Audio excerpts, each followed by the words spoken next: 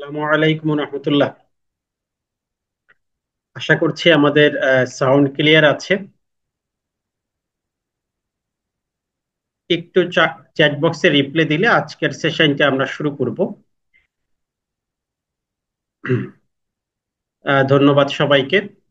প্রথমত স্বাগত জানাচ্ছি। আজকে আমাদের যে সেশনটা হচ্ছে সেখানে আপনাদেরকে সকলকে, বিশেষত আজকে আপনারা জানেন যে আজকে আমরা একটা ফ্রি সেশন করছি।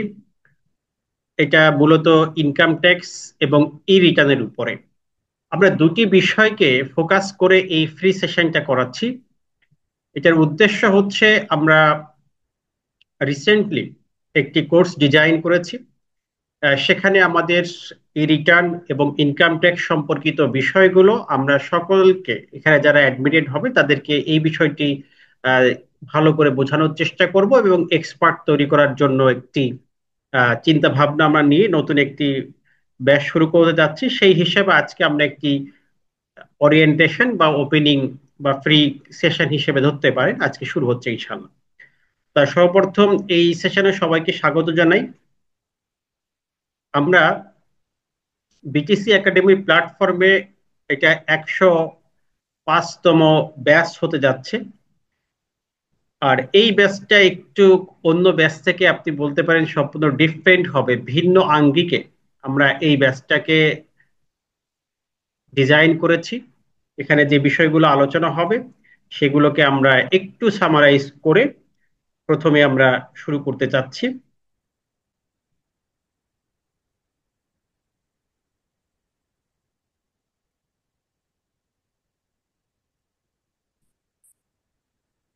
ওকে, আশা করছি সবকিছু ঠিক আছে। সবাই তো স্ক্রিনশটটা দেখতে পাচ্ছেন, তাই তো?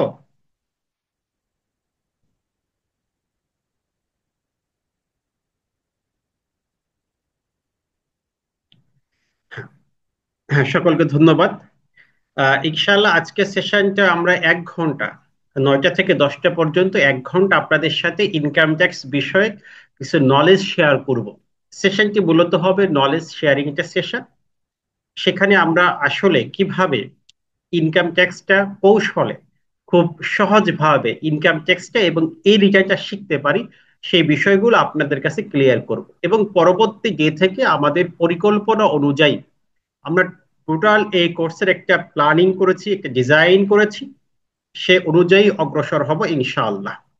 তাহলে শুরুতেই আজকে আমাদের এই সেশনে আপনাদের সকলকে আমাদের এই বিটিসি একাডেমির 105তম ব্যাচের ওরিয়েন্টেশন ক্লাসে স্বাগত জানাচ্ছি। আমরা এই ব্যাচের যে স্লোগানটা দিয়েছি যে ইনকাম ট্যাক্স এবং রিটার্ন শিখুন, ক্যারিয়ার গড়ুন। এখানে অনেকেই আছেন যারা ইনকাম ট্যাক্স লয়ার এক্সামটা দিয়েছেন, দেওয়ার পরে হয়তোবা আমরা রেজাল্টের জন্য ওয়েট করছি। আমাদের পজিটিভ রেজাল্ট আসবে ইনশাল্লাহ, আমরা সেভাবে ওয়েট করে আসছি।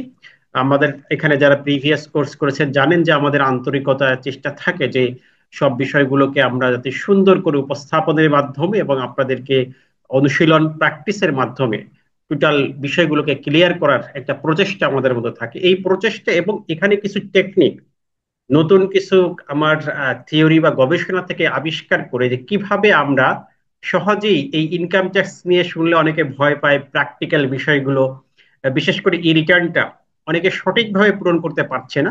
সেই অনুযায়ী আমি চিন্তা করলাম যে একটি এক্সক্লুসিভ ডিজাইনে নিয়ে এসি, যাতে করে খুব সহজেই আমরা এই বিষয়গুলোকে বুঝতে পারি। আমরা কোর্স সম্পর্কে বিস্তারিত আমরা শেষের দিকে আলোচনা করব। আমরা প্রথমত আমাদের একটি ইন্ট্রোডাক্টরি পর্ব থাকবে, আহ, আর শেষের দিকে আমরা কোর্সের বিস্তারিত আপনারা যা কোশ্চেন করছেন যারা অ্যান্সারিং পর্ব থাকবে। এই কোর্সটা আসলে কেন গুরুত্বপূর্ণ, বা এই যে আমরা কোর্সটা করব, ডেফিনেটলি এই কোর্সটা আমাদের আসলে কি কি কাজে লাগবে এটা বোঝানোর জন্য আমি যদি ছোট্ট একটি এখানে সামারাইজ করি যে একজন ইনকাম ট্যাক্স লয়ার যারা হচ্ছেন তাদেরকে অবশ্যই এই বিষয়গুলো হচ্ছে আপনার প্রফেশনাল ওয়ার্ক। আপনি কি কাজ করবেন, আপনি তো প্রাথমিক যে কাজগুলো হয় এক যে ইনকাম ট্যাক্স লয়ার হিসাবে, এটা হচ্ছে রিটার্ন প্রিপেয়ার করা। তো এই সঠিকভাবে যদি আমরা রিটার্ন প্রস্তুত করতে না পারি তাহলে কিন্তু ভবিষ্যতে, যেমন এবার আপনি দেখেছেন যে 15,000+ ফাইল অডিটে পড়েছে, আপনার রিটার্নটা যদি সঠিকভাবে না হয়, আইনগতভাবে না হয় এবং লজিক্যাল না হয়, সবকিছু আইন দিয়ে ইনকাম ট্যাক্স চলবে বিষয়টা এরকম নয়, কিছু প্র্যাকটিস আছে, কিছু সোর্স আছে, যে বিষয়গুলো আমাদের বুঝতে হবে, সেভাবে রিটার্নটি প্রস্তুত করতে হবে, এটা ফার্স্ট ওয়ার্ক। আমরা এজ এ প্রফেশনাল হিসাবে যারা ইনকাম ট্যাক্স লয়ার হয়েছেন বা হতে চাচ্ছেন, তাদের জন্য স্পেশালি এই কোর্সটি ডিজাইন করা। এবং জানেন যে এটা সব থেকে মোস্ট ডিমান্ডেবল যে পেশা এখন বর্তমান কিন্তু ইনকাম ট্যাক্স হবে, কারণ দিন দিন এর পরিধি বাড়ছে। 1,10,00,000 মানুষের টিআইএন গ্রহণ করেছে এবং তারা কোনো না কোনো ভাবে রিটার্ন দিতে বাধ্য হচ্ছে, বিভিন্ন উপায়ে বিভিন্ন ওয়েতে করজাল বিস্তৃত রয়েছে, তার মধ্যে তারা কিন্তু পড়ে যাচ্ছে। সো তাদেরকে এই সাপোর্টটা দেওয়ার জন্য এখানে হিউজ পার্সন দরকার আছে, এক্সপার্ট দরকার আছে, যে কারণে আপনাদেরকে নিয়োগ দেওয়া হচ্ছে এবং এখানে একটি ভালো ব্রাইট ফিউচার আছে বলে আমি মনে করি।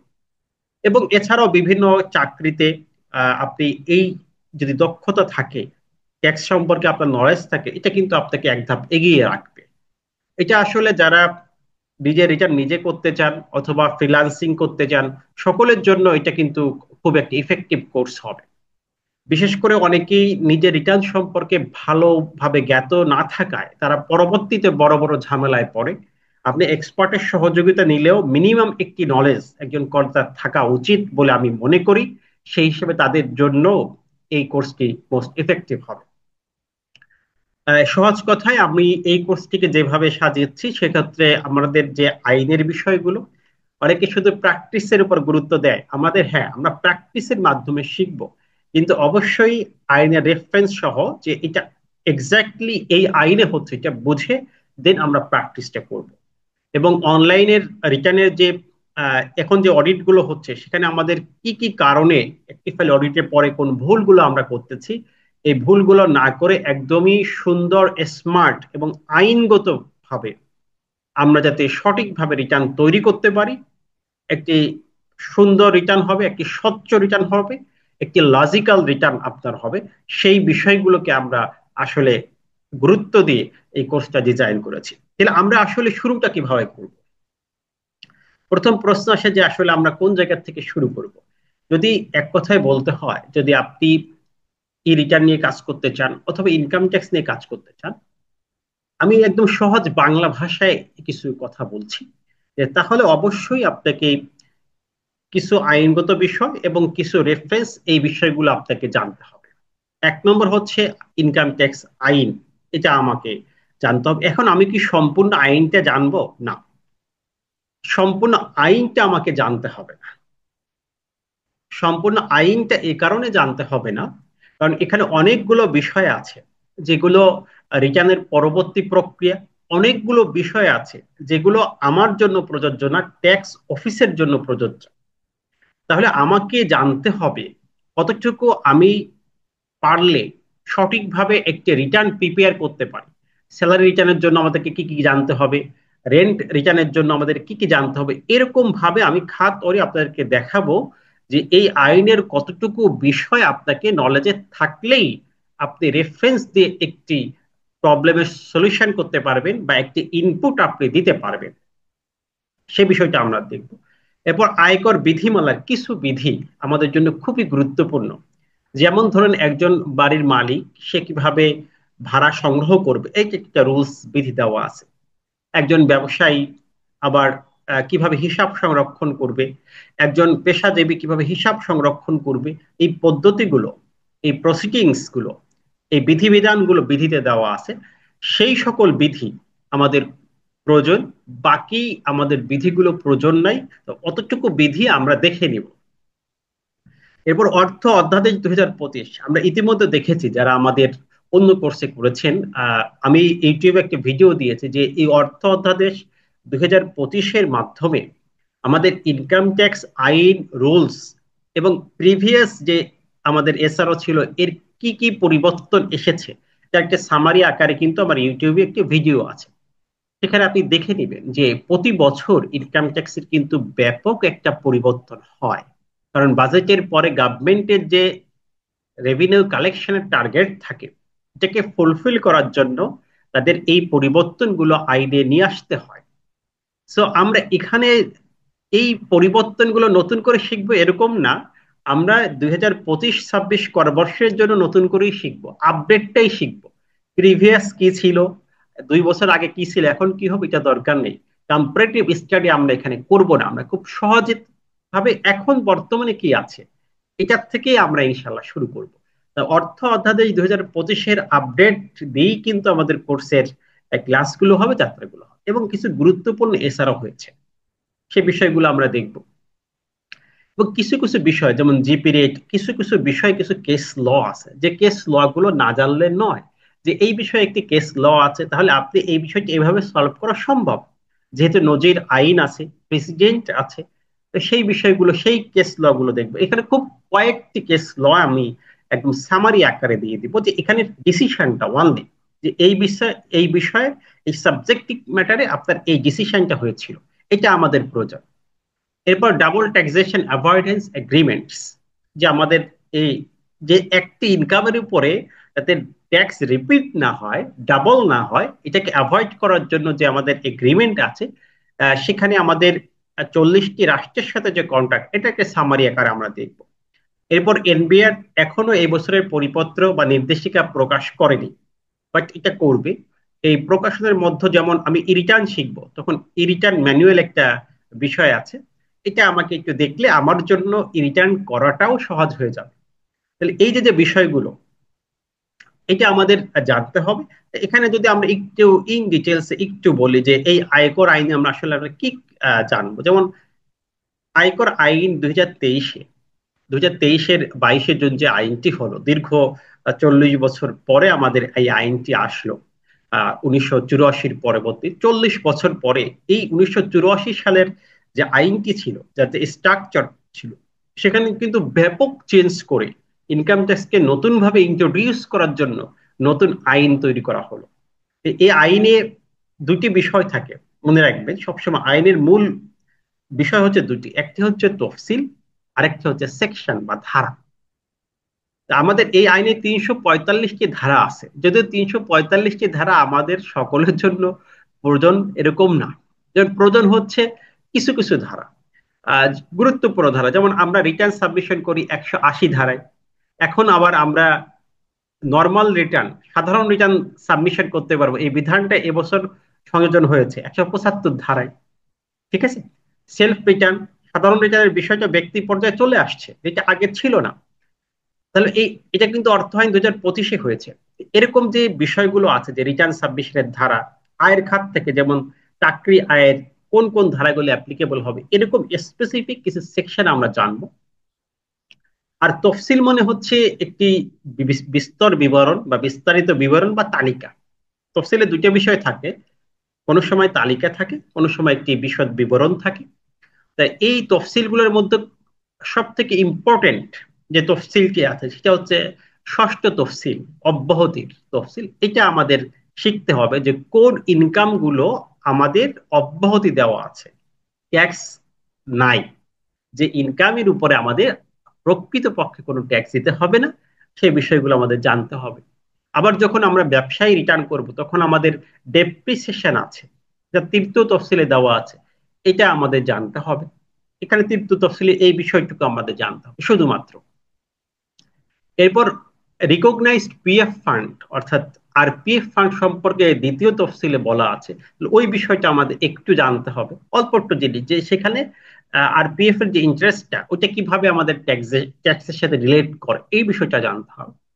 সপ্তম তফসিলে আমাদের একটা বিষয় আছে, এটা হচ্ছে মূলধনী আয়ের ট্যাক্স রেট, ক্যাপিটাল গেইন ইনকামের ট্যাক্স রেট, তাহলে ওইটা আমাদের জানতে হবে। তাহলে এরকম কয়েকটি পয়েন্ট তফসিল থেকে একটু বিশদভাবে আমাদের জানতে হবে।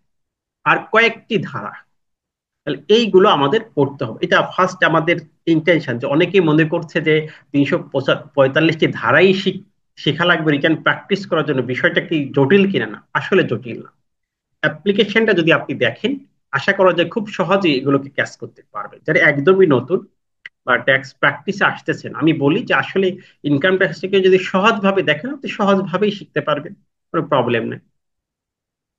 আর রুলস এর তো আমি বললাম যে কিছু কিছু রুলস, 1984 রুলস, রুলস মানে হচ্ছে এই আইনের একটি ব্যাখ্যা।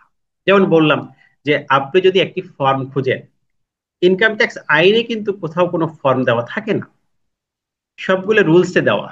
একটি হিসাব খাতা রাখবেন, এই খাতাটা কিভাবে রাখবেন, এটা কিন্তু আপনার আইনে দেওয়া থাকবে না, এটা কিন্তু রুলসে দেওয়া থাকবে।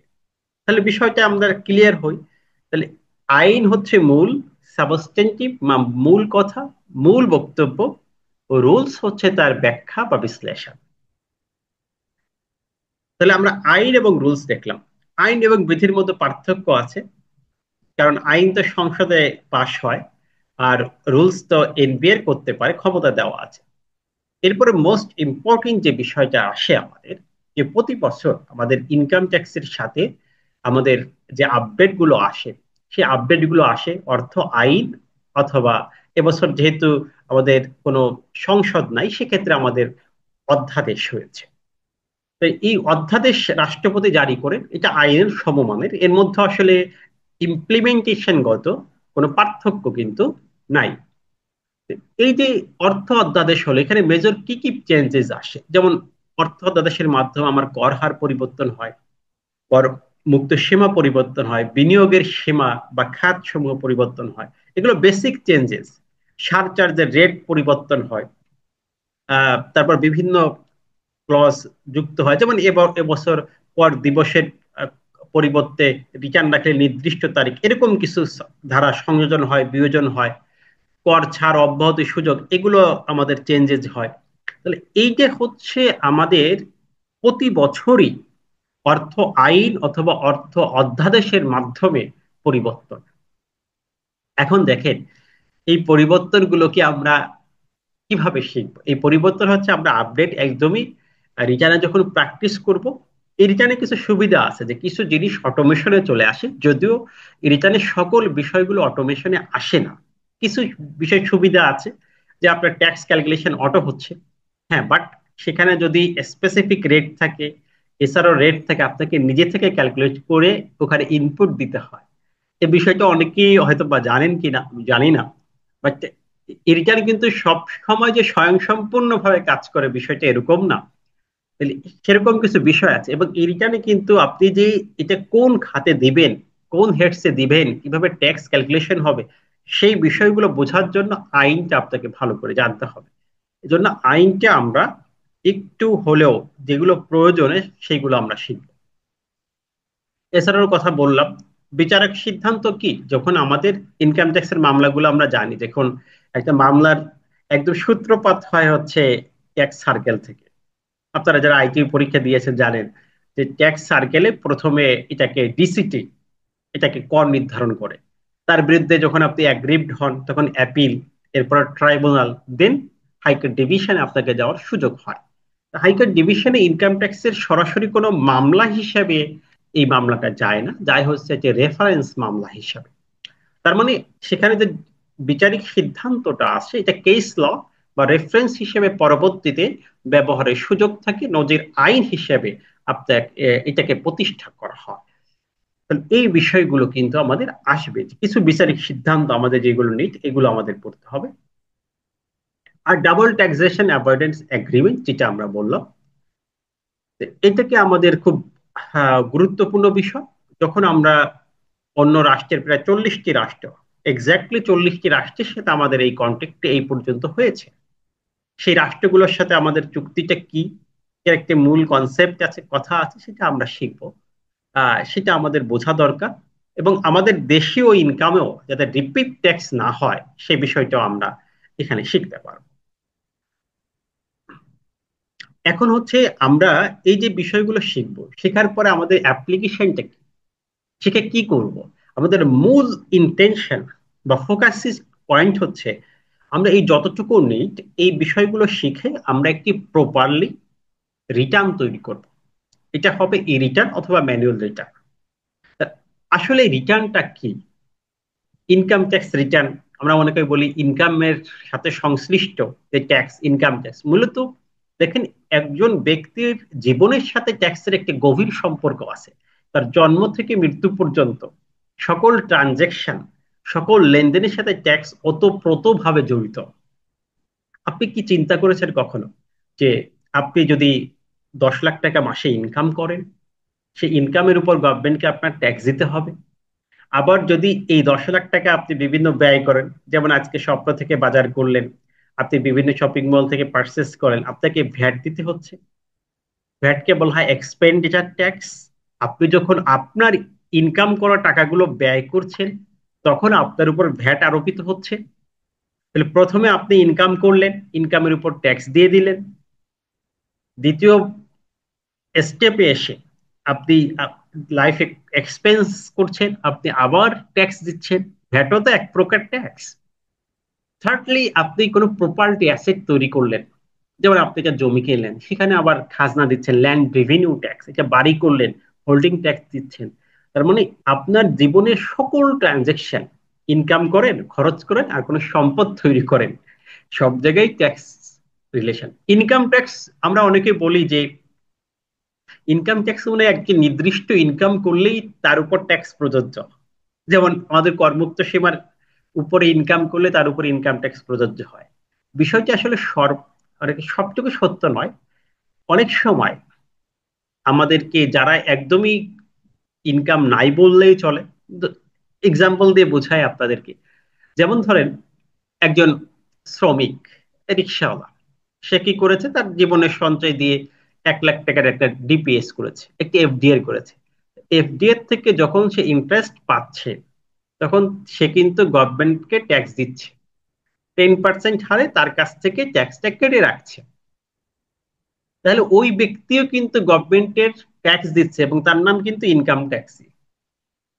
যদিও সে ইনকাম ট্যাক্স রিটার্ন সাবমিশন করছেন না। এভাবে যদি আমরা চিন্তা করি, তাহলে দেখবেন যে প্রতিটি মানুষের তার যে লেনদেনের সাথে ইনকাম ট্যাক্স কিন্তু খুবই মানে খুবই তার সাথে যায়, এবং তার ট্রানজেকশনের সাথে জড়িত। তাহলে আমরা একথা বলতে পারি যে প্রতিটি মানুষ যারা বাংলাদেশের নাগরিক, তারা কোনো না কোনো ভাবে গভর্নমেন্টকে ট্যাক্স দিচ্ছে, ট্যাক্সের বাহিরে কেউ না। হ্যাঁ, তবে রিটার্ন ভিন্ন জিনিস। রিটার্নটা কি? ইনকাম ট্যাক্স কোনো না কোনো ভাবে সবাই দিবে, এটা right. But income tax return সবাই দিবে না। ইনকাম ট্যাক্স রিটার্ন তাদেরকেই দিতে হবে যাদের একটি পর্যায়ে ইনকাম আছে, যাদের ইনকাম ব্যয় একটু বলা চলে যে একটি লিমিট, করমুক্ত সীমার বেশি হয়, 3.5 লাখ টাকা হয়ে যায়। অথবা কিছু কিছু সার্ভিস তিনি গভর্নমেন্টকে থেকে গ্রহণ করেন, যার কারণে তাকে ইনকাম ট্যাক্স রিটার্ন দিতে হয়। এটা আমরা শিখবো যে কার জন্য ইনকাম ট্যাক্স রিটার্ন। তাহলে প্রথমত ইনকাম ট্যাক্সটা তো আমাদের জীবনের সাথে জড়িত একটি বিষয়। এই ইনকাম ট্যাক্স যে ট্যাক্সটা হয়, এটা আমরা কিসের মাধ্যমে গভর্নমেন্ট কোষাগারে শো করি? এটা হচ্ছে রিটার্নের মাধ্যমে।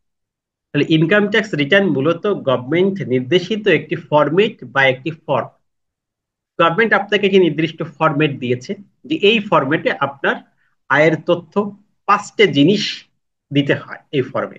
1 নম্বর হচ্ছে আপনার সকল আয়ের তথ্য, সকল আয়, যত প্রকার আয় আছে।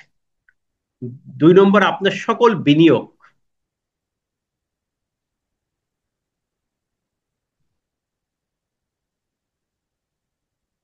সকল বিনিয়োগের তথ্য গভর্নমেন্ট জানতে চায়, সকল সম্পদের তথ্য জানতে চায়, সকল দায়ের তথ্য জানতে চায়, সকল ব্যয়ের তথ্য জানতে চায়।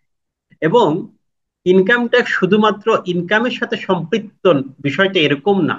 ইনকাম ট্যাক্স এই 5টি জিনিসের সাথে সম্পর্ক রাখে। ইনকাম ট্যাক্স আপনার আয়ের সাথে সম্পর্ক, ইনকাম ট্যাক্সের সাথে সম্পর্ক আপনার ব্যয়ের, আপনার বিনিয়োগের, আপনার সম্পদের। বলেন তো কিভাবে? একটু চিন্তা করেন। ইনকাম ট্যাক্সের সাথে শুধুমাত্র আপনার আয়ের সম্পর্ক নাই।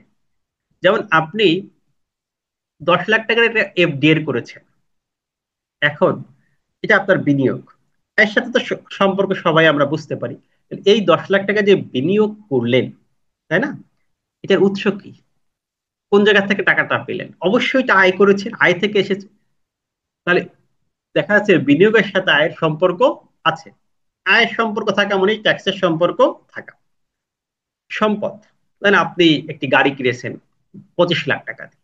এখন প্রশ্ন, এই 25 লাখ টাকার গাড়ি কিভাবে কিনেছেন, কোথায় পেয়েছেন? অবশ্যই আপনার ইনকাম, আপনার প্রাপ্তি। তাহলে এটার সাথে আপনার আয়ের সম্পর্ক, মানে ইনকাম ট্যাক্সের সম্পর্ক। দ্বিতীয়ত, আপনার লোন, 10 লাখ টাকা লোন নিয়েছেন, তো 10 লাখ টাকা আপনাকে আগামী 3 বছরের মধ্যে পরিশোধ করতে হবে। তা কিভাবে পরিশোধ করবেন? ইনকাম দিয়ে পরিশোধ করবেন। তাহলে আয়ের সাথে আমার লোনেরও সম্পর্ক আছে বা দায়েরও সম্পর্ক আছে। ব্যয়, ধরেন আপনি পারিবারিক ব্যয় করেছেন 5 লাখ টাকা। এখন আপনি যদি বলেন যে আমার পারিবারিক ব্যয় 5 লাখ হলেও আমার ইনকাম 5 লাখের নিচে, তাহলে বাকি টাকা কোথায় পেলেন, সোর্স কি? তখনই আপনার ট্যাক্সের প্রশ্ন চলে আসে, ইনকামের প্রশ্ন চলে আসে। তার মানে ইনকাম ট্যাক্সটা শুধুমাত্র আমাদের আয়ের সাথে সম্পর্কিত কোনো বিষয় নয়, আমাদের আয়ের সাথে, আমাদের বিনিয়োগের সাথে, আমাদের সম্পদের সাথে, দায়ের সাথে এবং ব্যয়ের সাথে সম্পর্কিত বিষয়। এ কারণেই ইনকাম ট্যাক্স রিটার্নে শুধুমাত্র আমাদের আয়ের তথ্য দিতে হয়, বিষয়টি এরকম নয়।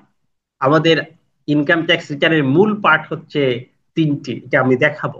তিনটি পার্টে আমাদের আয়ের বিবরণ যেমন দিতে হয়, আমাদের সম্পদের বিবরণ এবং দায়ের বিবরণ দিতে হয়, আমাদের খরচের বিবরণ বা জীবনযাত্রার ব্যয়ের বিবরণও দিতে হয়। তাহলে ইনকাম ট্যাক্স রিটার্নে এই বিষয়গুলোকে আমরা ইনপুট দেই বা এই বিষয়গুলোকে আমরা সঠিকভাবে উল্লেখ করে থাকি, এবং এই বিষয়গুলোর জন্য ইনকাম ট্যাক্স ডিপার্টমেন্টের কাছে আমি জবাব দিই। আমার ব্যয়ের কোশ্চেনে আমি তাকে রিপ্লাই করি, আমার দায়ের প্রশ্নে রিপ্লাই করি, সম্পদের প্রশ্নে রিপ্লাই করি। তারা শুধুমাত্র ইনকামের বিষয়ে কোশ্চেন করে, বিষয়টা এরকম নয়, আগে এটা মনে রাখতে হবে। তাহলে ইনকাম ট্যাক্স শুধুমাত্র ইনকামের সাথে সম্পৃক্ত, এই কনসেপ্ট ভুলে যেতে হবে। যদি শুধু ইনকামের সাথেই সম্পৃক্ত বিষয় হতো, তাহলে ইনকাম ট্যাক্স রিটার্নে শুধুমাত্র আপনার ইনকামের তথ্য চাওয়া হইতো, যে ইনকামের উপর ট্যাক্স দিয়ে দেন, শেষ। বাট এটা তো হয় নাই, কারণ আপনার সম্পদ হলে অবশ্যই ইনকাম দিয়েই হয়েছে, সে কারণে ইনকামটা প্রয়োজন। এরপরে আসেন, ইনকাম ট্যাক্স রিটার্নের মেইন এই যে 5টি বিষয় আমরা শো করাবো, এর জন্য তার বেসিক্যালি 3টি পার্ট আছে। একটা পার্টকে বলা হয় রিটার্ন পার্ট। রিটার্ন পার্টে কি থাকে আমি বলি। রিটার্ন পার্টে থাকে হচ্ছে আপনার প্রাথমিক পরিচয়, করদাতার আইডেন্টিফিকেশন, 2 নম্বর হচ্ছে তার ট্যাক্সের হিসাব, তার বিনিয়োগের হিসাব, তার কর দায়ের হিসাব। 3টে বিষয় থাকে এই রিটার্ন পার্টে। তার পরিচয় থাকবে, 2 নম্বর পয়েন্ট থাকবে তার আয়ের হিসাব, তার কোন কোন সোর্সে আয় আছে, বিনিয়োগের হিসাব থাকবে, তার ট্যাক্সের ক্যালকুলেশন থাকবে, কত টাকা গভর্নমেন্টকে ট্যাক্স দিতে হবে। এটা হচ্ছে রিটার্নের মূল পার্ট। রিটার্নের সাথে দুটি বিষয় সংযুক্ত থাকে, একটাকে বলা হয় আমরা IT10B, যাকে বলা হয় সম্পদ এবং দায়ের বিবরণ। এটা রিটার্নের সাথে দিতে হয় আপনাকে। তাহলে একটা দিতে হচ্ছে IT10B, যেখানে আমরা কিসের তথ্য দিই, সম্পদ এবং দায়, সম্পদ এবং দায় বা লোন দিলাম। এটা কিভাবে আমরা রিটার্নে আমরা এই সম্পদ দায় বিবরণ উল্লেখ করব, এই বিষয়টা 167 ধারায় উল্লেখ করা হয়েছে। তাহলে এই যে 167 সেকশন, এটা আমাদের জন্য গুরুত্বপূর্ণ, যে আমরা রিটার্নে কিভাবে আমাদের সম্পদ দায় প্রদর্শন করব, কিভাবে দেখাবো, কোন সম্পদগুলো দেখাতে হবে, কিভাবে দেখাতে হবে, এর ব্যাখ্যা সবকিছু 167 সেকশন অনুযায়ী আমাদের বলা আছে, এবং এর এগেনিস্টে আমাদের বিধি আছে, বিধিমালায় বিস্তারিত ব্যাখ্যা দেওয়া আছে। দ্বিতীয় পয়েন্ট হচ্ছে আমাদের জীবনযাত্রার মান, অর্থাৎ জীবনযাত্রার ব্যয়, সেই ব্যয়টাও কিন্তু আমাদের ইনকাম ট্যাক্স রিটার্নের সহিত দেখাতে হবে। এবং এটা কিভাবে দেখাতে হবে, এটা প্রতিটি খাতরে দেখাতে হবে। কার জন্য দেখাতে হবে, যেমন যার 5 লাখ টাকার উপরে ইনকাম আছে সবার জন্য এটা বাধ্যতামূলক না। কার জন্য বাধ্যতামূলক, কখন বাধ্যতামূলক হয়, কিভাবে দেখাতে হয়, এই প্রসিডিংস গুলো আমাদের 168-তে মেইন কথাগুলো বলা আছে, এর সাথে আমাদের সাপোর্টিং রুলস আছে। সেই বিষয়গুলো জেনে আমরা সেভাবে ফিল আপ করবো। আমরা আন্দাজে সম্পদ দেখালে তো হবে না, আন্দাজে ব্যয় দেখালে তো হবে না, সেটা লজিক্যাল আছে, করদাতার সাথে সেই ব্যয়টা সঙ্গতিপূর্ণ কিনা, আইনগত কিনা, করদাতার সম্পদের সাথে করদাতার আয়ের যে ব্যালেন্সড আছে কিনা, ব্যয়ের ব্যালেন্স আছে কিনা, এটা আইনগত বিষয় কিনা, এবং এটার বৈধ সোর্স, বৈধভাবে এটা হয়েছে কিনা, এবং এটা লজিক্যাল কিনা, এই বিষয়গুলো আমাদের রিটার্নের প্রতিফলন ঘটাতে হয়। রিটার্ন এরকমই একটি বিষয় নয় যে আমি ইনপুট দিলাম, আউটপুটে ট্যাক্স রিটার্ন হয়ে গেল, জাস্ট আমি মনে করছি আমার রিটার্নের কাজ শেষ, যেগুলো ওই যে কম্পিউটার দোকানদারেরা করে। যে ইনপুট দেয়, দেখা যায় হ্যাঁ বেশ তো রিটার্ন তো হয়ে যাচ্ছে, দিয়ে সাবমিট করে দেই। আমি কাগজে লিখে দেখেছি করদাতা আরেকজনের তথ্য দেখে দেখে রিটার্ন দিয়ে দিচ্ছে। এ হচ্ছে আমাদের সিনারিও, বর্তমান প্রেক্ষাপট। তা সেখান থেকে বের হয়ে এসে একটি স্বচ্ছ, একটি আইনগত ভাবে সঠিক রিটার্ন কিভাবে আমরা তৈরি করতে পারি, এজন্য কিন্তু আজকে আমার প্রচেষ্টা। আমরা এজন্যই চিন্তা করছি যে না, এই কোর্সটা সম্পূর্ণ একটা ডিফারেন্ট অ্যাঙ্গেলে আমি সাজিয়েছি, যাতে আপনার রিটার্নটা খুব সহজেই স্বচ্ছ, আইনগত এবং যে কোনো কোয়ারিজের যাতে, বলো না আমাদের অ্যান্টিবায়োটিক নিতে হয়, অর্থাৎ সব ক্ষেত্রেই কিন্তু আমাদের প্রিভিয়াস একটি সতর্কতা মূলক ব্যবস্থা গ্রহণ করতে হয়। যেমন আমাদের এই যে দেখেন যে দুর্ঘটনা ঘটলো, এটার কারণ কি, যা প্রিভিয়াস আমরা ওইভাবে হয়তো বা সতর্ক ছিলাম না, থাকলে হয়তো বা কিছু অ্যাক্সিডেন্ট তো আল্লাহ তাআলার থেকে প্রদত্ত, তারপরে কিছু ক্ষয়ক্ষতি কমানো সম্ভব ছিল। তো এই প্রতিটি পদক্ষেপের আগে আমাদের চিন্তা করতে হয়। যেন তেন একটি রিটার্ন দাখিল করে দিয়েছে, পরে অডিটে পড়ছে, জরিমানা হচ্ছে, করদাতাও চলে গেছে, আপনারও লাইফ হ্যাসেল। এটা যাতে না হয় এজন্য সঠিকভাবে আমাদের রিটার্নটা তৈরি করা উচিত। এই ট্যাক্স নলেজ শেয়ারিং করার জন্য, যাতে সঠিকভাবে রিটার্ন তৈরি করে সবাই ভালো করতে পারে, এজন্য আমি কাজ করছি। ইনশাল্লাহ আশা করা যায় যে আপনাদেরকে এমন একটি পর্যায়ে নিয়ে আসতে পারবো, যাতে করে আপনাদের রিটার্ন গুলো দেখলেই যারা কমিশনার থাকবে তারা বুঝতে পারে না সে জেনে বুঝে করেছে।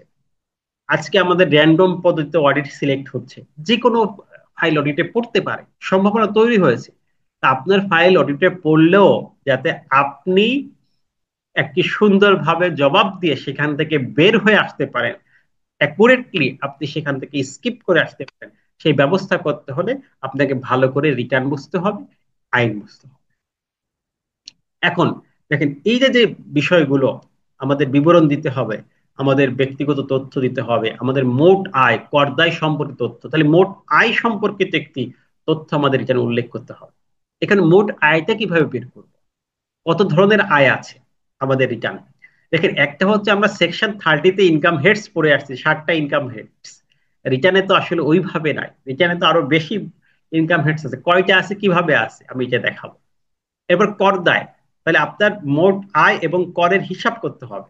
তো একজন ব্যক্তির কর হিসাব করার জন্য আমাদের কি কি লাগে, কিভাবে হিসাবটা করতে হয়, সবার জন্য কি ট্যাক্সের রেট একই রকম? অনেকে মনে করে সব আয়ের আয়ের উপর একই রকম ট্যাক্স, না, ভিন্নও হতে পারে। তাই এই যে ভিন্ন যে হতে পারে, এই বিষয়গুলো আমরা শিখবো। আপনি 10 লাখ টাকা ইনকাম করলে 10 লাখ টাকার উপর সবার বিভিন্ন খাত থেকে একই রেটে ট্যাক্স হিসাব করলেন, আপনার ট্যাক্স ক্যালকুলেশনটা হলো না, সঠিকভাবে হয় নাই। কিভাবে সঠিকভাবে আপনার ট্যাক্স ক্যালকুলেশন হতে হবে, আপনার রিটার্নে সঠিকভাবে কিভাবে আয় দেখাতে হবে, সেই বিষয়গুলো প্র্যাকটিক্যালি আমরা দেখাবো। বোঝাতে পারছি? দেখেন, আমাদের আইটিপির কোর্স বা অন্য যে কোর্স ছিল, সেই কোর্স আর এই কোর্সের বিষয়টা সম্পূর্ণ ডিফারেন্ট। আগে ছিল আমরা পরীক্ষায় পাশের জন্য একটি কোর্স করেছি, অনেকে আইটিপি থেকে এখানে এসেছেন, তাদের জন্য বলা। আর এটা সেরকম নয়, তাহলে প্র্যাকটিক্যালি আমরা কিভাবে রিটার্ন প্রস্তুত করব, অ্যাপ্লিকেশন করব, সেই বিষয়গুলো। এরপর সম্পদ এবং দায়ের তথ্য আমরা বললাম যে 167 এবং 168-কে প্রতিফলন করে আমরা দাখিল করব। তো সেই বিষয়গুলো কিভাবে হবে, কিভাবে আমরা রিটার্নে দেখাবো, এটা নিয়ে কিন্তু আমরা আলোচনায় আসছি। তা আমি প্রথম বললাম যে আমাদের আয়ের বিবরণ দিতে হয়, মোট আয় সম্পর্কিত তথ্য দিতে হয়। এখানে কতগুলো আয় আছে, আমরা যদি ইনকাম ট্যাক্স রিটার্নটাকে একদম পূর্ণাঙ্গ বিশ্লেষণ করি, তাহলে আমরা সেখানে 11 হেডস ইনকাম দেখতে পাই, এবং এই রিটার্নেও এই 11 হেডস এর ইনকামের কথা বলা আছে। তার মধ্যে আমাদের 1 নম্বর হচ্ছে স্যালারি থেকে আয়, চাকরি থেকে আয়। এই চাকরি থেকে আয়ের ক্ষেত্রে আমাদের 5টি ক্যাটাগরি আছে। তো এই 5টি ক্যাটাগরির চাকরির 5 ধরনের ক্যালকুলেশন, অর্থাৎ এই প্রত্যেকটা আয় থেকে 2টে পোর্শন থাকে, একটা করযোগ্য আর একটা হচ্ছে এক্সাম্পশন। এখানে 5টি ক্যাটাগরির স্যালারি আছে, যেমন সরকারি আছে, গভর্নমেন্ট আছে, ইন্টারন্যাশনাল অর্গানাইজেশনের স্যালারি আছে, দূতাবাসের কর্মকর্তার স্যালারি আছে, সংসদ সদস্যের স্যালারি আছে, বিচারপতিগণের স্যালারি আছে, এরকম 5টি ক্যাটাগরির স্যালারি আছে। এবং সেখানে ট্যাক্স রেট, অর্থাৎ করযোগ্য ইনকাম বের করার সিস্টেম ভিন্ন। ঠিক আছে? কিন্তু আপনি সবকিছু কিন্তু সেকশনে পাবেন না। অনেকে মনে করে এই 5 ক্যাটাগরি 6 ক্যাটাগরি স্যালারি স্যার যেটা বললেন মনে হয় আইনের সেকশনে পাওয়া যাবে না। আপনি আইনের সেকশনে শুধুমাত্র বেসরকারি স্যালারি পাবেন, আর সরকারি স্যালারি পাবেন এসআরও তে। ষষ্ঠ তফসিলে কিছু স্যালারির কথা পাবেন, এছাড়া আরো 2টি এসআরও তে স্যালারি তথ্যগুলো পেয়ে যাবেন। তাহলে এই যে যে সব বিষয়গুলো এক জায়গায় করে আমরা সামারাইজ করে স্যালারি সম্পর্কে 5টি বিষয় আমাদের জানা প্রয়োজন। আমি ধরে নিচ্ছি যে 5টি বিষয় একসাথে যদি করে আপনাদেরকে দেখাই দিই, আপনার এই বিষয়টা ক্লিয়ার হয়ে যাবে। এজন্য আমাদের একটি পরিকল্পনা আছে, পরিকল্পনাটা আমি লাস্টের দিকে শেয়ার করবো যে কিভাবে আসলে আমরা এটাকে শিখবো, শেখার ধরনটা আমি দেখাবো। এরপর রেন্ট থেকে ইনকাম।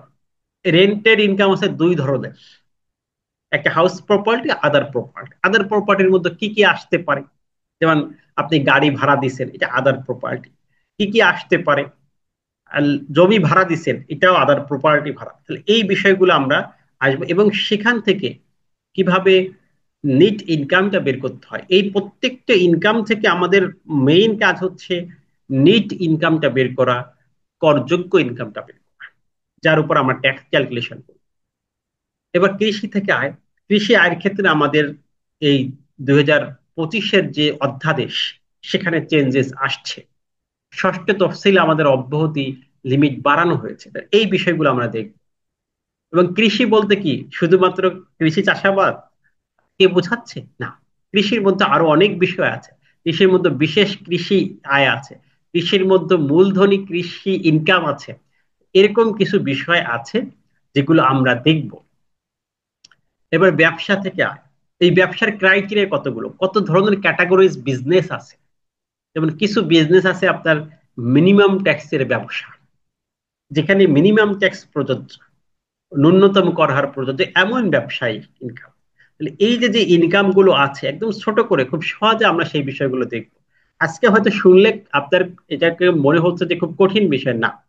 আমি জাস্ট বলতেছি কত ধরনের আছে, ক্রাইটেরিয়া আছে, এগুলো শেখার সময় আমরা যখন প্র্যাকটিসে যাব খুব সহজ হয়ে যাবে। ক্যাপিটাল গেইন ইনকাম আছে, মানে ক্যাপিটাল গেইনটা কিভাবে হয় এটা আমরা দেখবো, যে কখন ক্যাপিটাল গেইন হয়, ক্যাপিটাল অ্যাসেটটা কি, তার ক্যালকুলেশন কি হবে, এটা কি ফাইনাল ট্যাক্স হবে, এখানে কিন্তু চূড়ান্ত করদার একটা বিষয় ক্যাপিটাল গেইনের সাথে সম্পর্কিত, নাকি বিশেষ কর হার সপ্তম তফসিল হবে, কোনটা কোন হারে যাবে, এটা বোঝাটা কিন্তু জরুরি।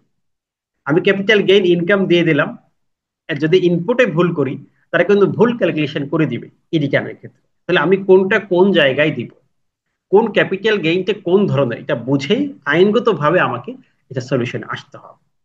এরপর আর্থিক পরিসম্পদ থেকে আয়ের ক্ষেত্রে আমাদের ম্যাক্সিমাম হচ্ছে মিনিমাম ট্যাক্সের অন্তর্ভুক্ত। দেখেন, তাহলে এই ক্যাপিটাল গেইনের সাথে আমাদের ফাইনাল ট্যাক্সের একটা রিলেশন আছে, আর্থিক পরিসম্পদ থেকে মিনিমাম ট্যাক্সের একটা রিলেশন আছে। এই দুটো সোর্স কিন্তু খুবই গুরুত্বপূর্ণ। ব্যবসায়ের কিছু কিছু ইনকামে মিনিমাম ট্যাক্স আছে। এরপর অন্যান্য উৎস থেকে আয়। এই অন্যান্য উৎস থেকে আয়ের মধ্যে 2টা শ্রেণী আছে, 2টা ক্যাটাগরিজ আছে। একটা হচ্ছে, যেমন এই 6টা সোর্সের মধ্যে নয়, এগুলো অন্য সোর্সের ইনকাম, যেমন রয়্যালটিস, ফিস, এইগুলো এই 6টি সোর্সে উল্লেখ করা নাই এমন ইনকাম আদার সোর্সের ইনকাম। এর বাহিরেও একটি বিষয় আছে, যে ইনকামের সোর্স পাওয়া যায় না, সেই ইনকামটা আদার সোর্সের ইনকাম। দেখা যাচ্ছে আপনি একটা ইনকাম দিয়েছেন বা আপনি একটি সম্পদ দিয়েছেন, সেই সম্পদের সোর্স নাই, উৎস নাই। আপনার ব্যাংকে 10 লাখ টাকা জমা হয়েছে, এটার প্রপার ব্যাখ্যা আপনার কাছে নাই, সেটা কি করবে এনবিআর? এটা ইনকাম ফ্রম আদার সোর্স হিসেবে কাউন্ট করবে। তো এই বিষয়গুলো আমাদের বুঝতে হবে, যে এটাকে আগে ভাগে যদি আমরা সলিউশন করে দিতে পারি তাহলে পরবর্তী ঝামেলা নেই। আরেকটা ইনকামের তথ্য আমাদের আছে, পার্টনারশিপ ফার্মের আয়ের অংশ। যদি করদাতা কোনো পার্টনারশিপ ফার্মের পার্টনার হয়ে থাকে, পার্টনারশিপ ফার্ম অ্যাক্ট 1932 সালের আইন এবং পরবর্তী 2012 সালের যে সংশোধিত আইন, এটার অধীনে যদি কোনো ফার্ম হয়ে থাকে, পার্টনারশিপ ফার্মের শুরুতে সাধারণত MS দিয়ে শুরু হয়, মিস্টার্স, মানে অনেকগুলো ব্যক্তি একসাথে মিলে, মহোদয়গণ, এরকম ভাবে একটা পার্টনারশিপ ফার্ম তৈরি হয়। ক্রিয়েশন কিভাবে হয় এটা আমরা শিখবো। সেখানে আমাদের কিছু কিছু সেকশন, আমাদের পার্টনারশিপ ফার্মের এটা কিভাবে হবে এটার জন্য আলাদা একটি ফর্ম আছে, ওই ফর্ম আমরা দেখবো যে ওই ফর্মে আমাদের রিটার্ন দিতে হবে। অনেকে পার্টনারশিপ ফার্মের রিটার্নটা ব্যক্তির মতো দিয়ে দেয়, এটা হবে না। তাহলে ওইটা আমরা শিখবো।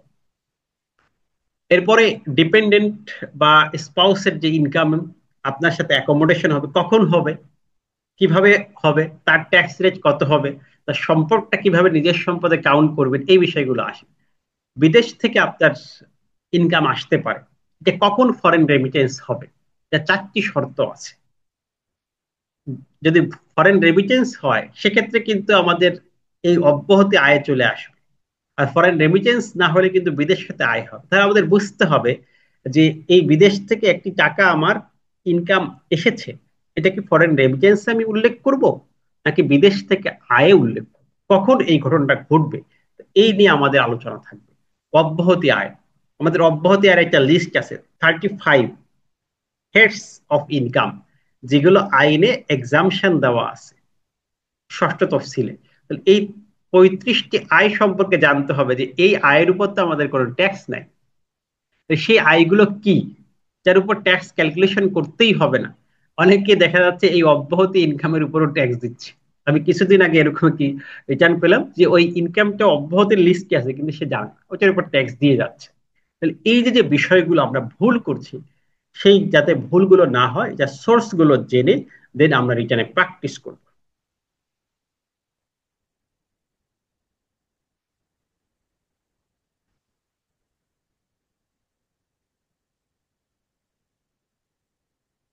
ওকে, আমরা শেষ করে আপনাদের প্রশ্ন নিচ্ছি। আমি খুব বেশিক্ষণ সময় নেব না, আমি বোঝাচ্ছি।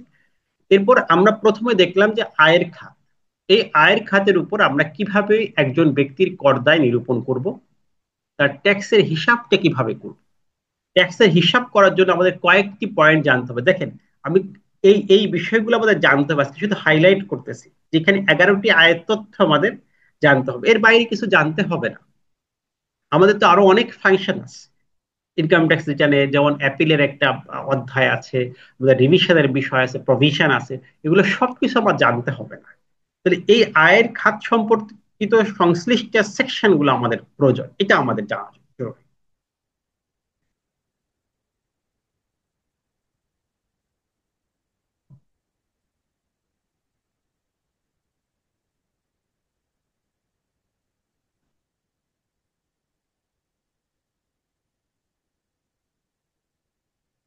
এরপরে আমাদের যে বিষয়টা বুঝতে হবে, সে বিষয়টা হচ্ছে যে আমরা এই যে যে আয়গুলো হলো, 11 ধরনের ইনকাম আমাদের হলো, এই 11 প্রকার ইনকামের ট্যাক্স আমরা কিভাবে আসলে ওই ব্যক্তি নির্ধারণ করবো, যে তাকে আসলে কয় টাকা ট্যাক্স দিতে হবে গভর্নমেন্ট রিটার্নের ভিত্তিতে।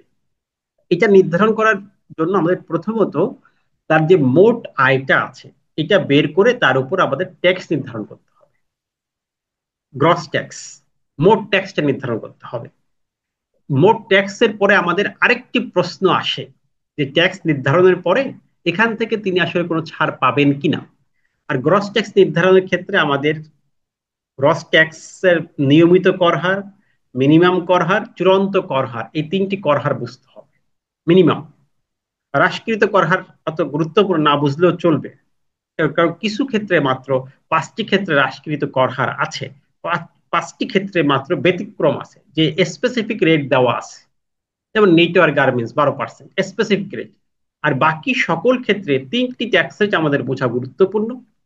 একটা হচ্ছে রেগুলার নিয়মিত কর হার, 2 নম্বর হচ্ছে মিনিমাম কর হার, 3 নম্বর ফাইনাল ট্যাক্স। এই 3টি পয়েন্ট মনে রাখেন, এই 3টি পয়েন্ট আমাদের শিখতে হবে।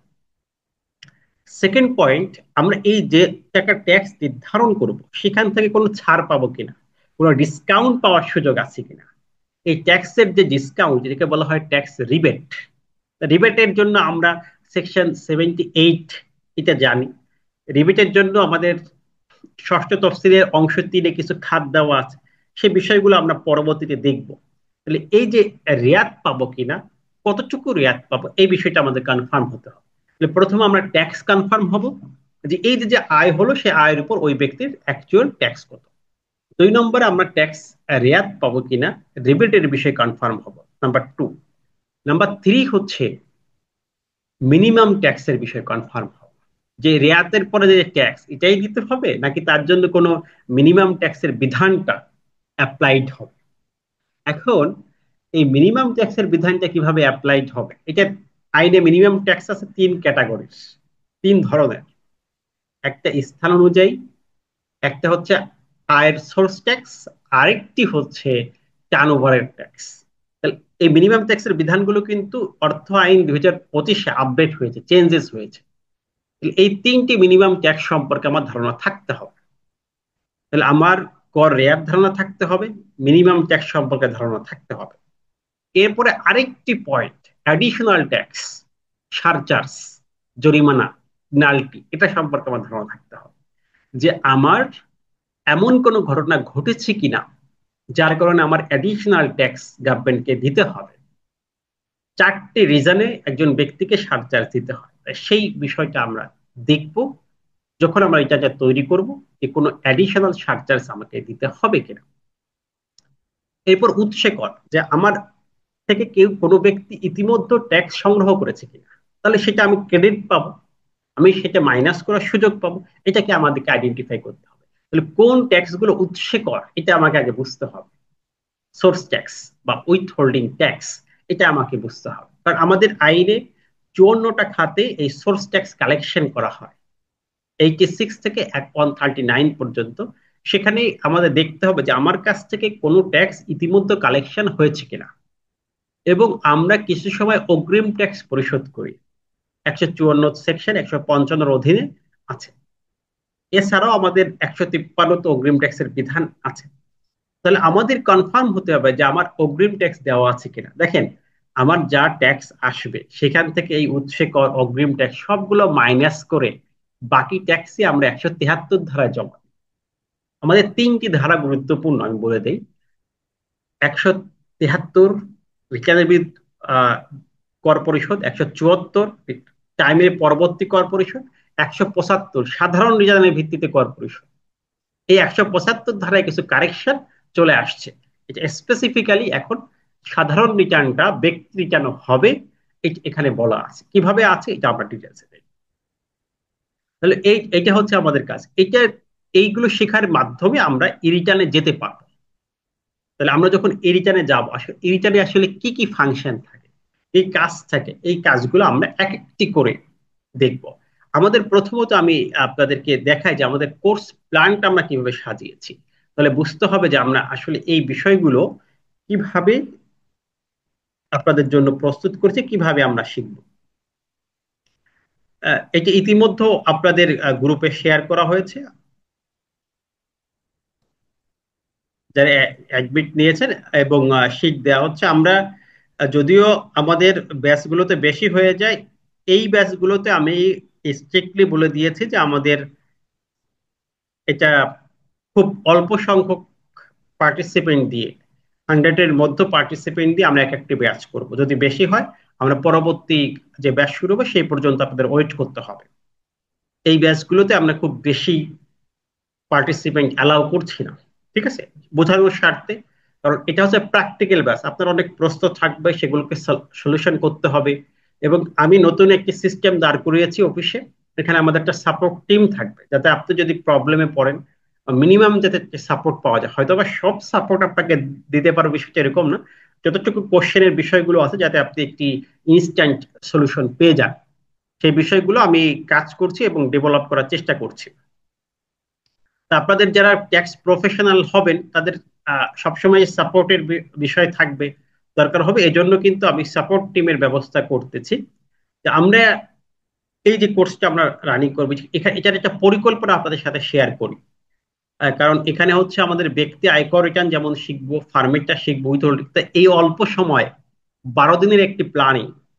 এই 12 দিনে আসলে যদি আমরা 1.5 ঘন্টা করে টাইম দিই, এটা কিভাবে শেখা সম্ভব, এবং ক্লাসটি হবে একদম পরিকল্পনা মাফিক, তাহলেই শুধুমাত্র সিস্টেমেটিক ওয়েতে আমরা প্র্যাকটিসের মাধ্যমে এই বিষয়গুলো শিখতে পারি।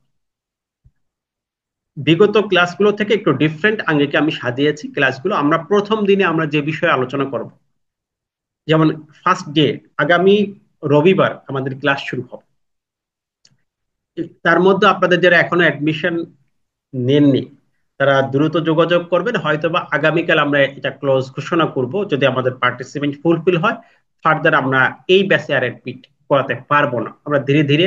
কারণ অনেক পার্টিসিপেন্ট যখন অংশগ্রহণ করে, যেমন আইটিভিতে আমরা অনেক পার্টিসিপেন্ট নিতে হয়েছে, কারণ টাইম ছিল না। যে কারণে যারাই আসছে আমরা অ্যাডমিটেড নিয়ে অ্যাডমিশন করেছি, কিন্তু এখানে এই সুযোগটা পাবেন না।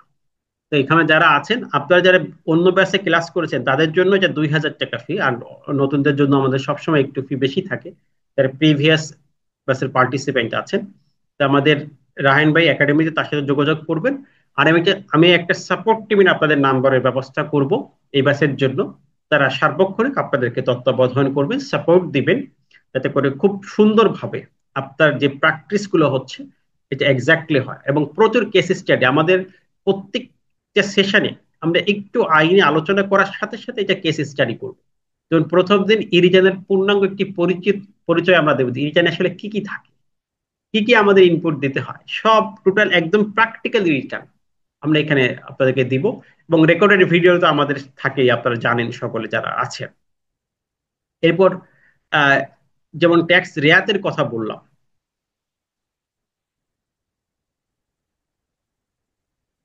ট্যাক্স রেয়াতের কথা বললাম, যে আয়কর রেয়াত এবং সারচার্জ, আহ, এই বিষয়টা আমরা এখানে প্রত্যেক দিন দেখেন কেস স্টাডি রেখেছি, এবং এই অনুযায়ী আপনারা মিল করে নেবেন যে কেস স্টাডি হচ্ছে কিনা। আমরা এই তফসিল 5-এর কেস স্টাডি করাবো আপনাদেরকে। কেস স্টাডি হলে মানে প্র্যাকটিক্যাল এই বিষয়গুলো প্রতিটা দিন। যেমন সরকারি বেসরকারি আয়কর রিটার্ন একদিন, সেখানে শুধু কেস স্টাডি প্র্যাকটিস। এরপরে রেন্টের ইনকাম, ভাড়া খাতে আয়ের আয়কর রিটার্ন, প্রতিটি খাত অনুযায়ী এক একটা দিন। চতুর্থ দিন এই খাত ভাড়া খাতের ইনকাম নিয়ে আলোচনা হবে, এবং এখানে আমরা ডিটেলসে প্র্যাকটিস করব যে এই গৃহ সম্পত্তি আয়কর রিটার্ন, বাড়ির মালিকের আয়কর রিটার্ন কিভাবে হবে, কিভাবে পূরণ করবে, পূর্ণাঙ্গ রিটার্ন, অর্থাৎ খাত ওয়াইজ এই তফসিলগুলো, তফসিল 2, 3 এরকম করে আসবো। তারপর হচ্ছে সোল প্রোপাইটারশিপ বা পেশাজীবী রিটার্ন। এখানে আমাদের থাকবে যে একজন আইনজীবী রিটার্ন কেমন হবে, একজন ডাক্তারের রিটার্ন কেমন হবে, এই দিনে আমরা এটা শিখবো। ব্যবসায়ী রিটার্ন কেমন হবে, এরপর আমরা শিখবো কৃষক এবং যাদের আর্থিক পরিসম্পদ থেকে ইনকাম আছে, যেমন সঞ্চয়পত্রের ইনকাম আছে। তার একজন ফিমেল, তার সঞ্চয়পত্রে ইনকাম থাকতে পারে, এখন এই সঞ্চয়পত্রের ইনকাম থেকে সে রিটার্নটা কিভাবে করবে, এই যে যে বিষয়গুলো আছে এটা আমরা নিয়ে আসছি। এরপর ক্যাপিটাল গেইন, মূলধনী লাভ, আদার সোর্সের ইনকাম, সেখান থেকে রিটার্ন, সপ্তম দিনের বিষয়। এরপর অষ্টম দিনে সব থেকে গুরুত্বপূর্ণ একটি বিষয় আমরা আলোচনা করব, যে IT10B এবং বিবির প্র্যাকটিস, যে কিভাবে আপনার রিটার্নে আপনার সম্পদগুলো প্রদর্শন করবেন, আপনি ব্যয়গুলো কিভাবে দেখাবেন, আপনার লোনগুলো কিভাবে শো করবেন। এটা যে নিয়মকানুন গুলো আছে, যা প্র্যাকটিসে আমরা দেখাবো, সবগুলো প্র্যাকটিস উইথ প্র্যাকটিস। এবার বিভিন্ন খাত থেকে ইনকাম, যে একজন ব্যক্তির 4-5টা খাত থেকে, সকল খাত থেকে ইনকাম থাকতে পারে, তার একটা পূর্ণাঙ্গ রিটার্ন আমরা দেখাবো।